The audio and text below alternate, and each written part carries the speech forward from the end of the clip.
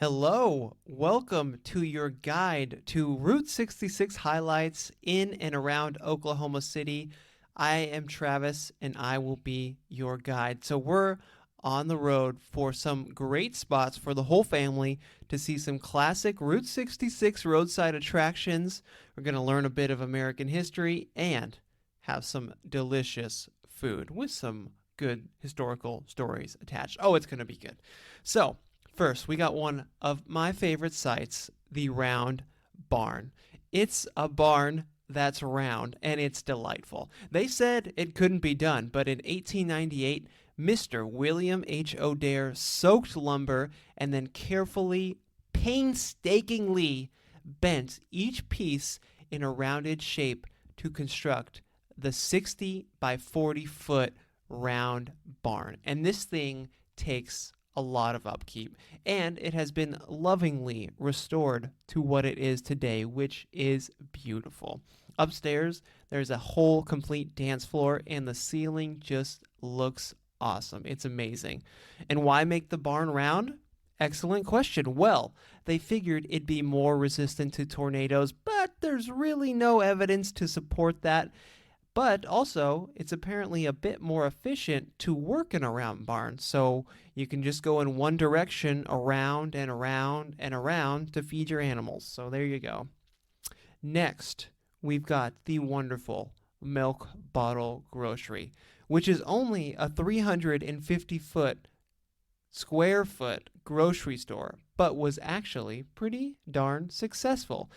In typical Route 66 fashion, they added that big old milk bottle to the top as an advertisement to attract some attention, and it worked. It still works to this day, in fact.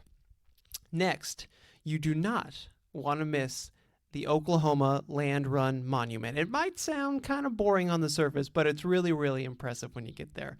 The sculptures here are just massive, and there's so many of them. It just goes on and on and on, and they continue to add new ones every year, so it's just getting bigger and bigger.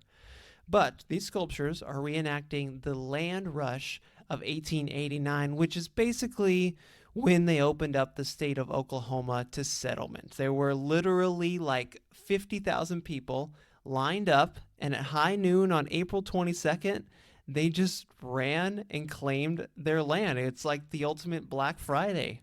But it really does just kind of gloss over the fact that it was Indian territory and they kind of just stole this land away from the tribal members.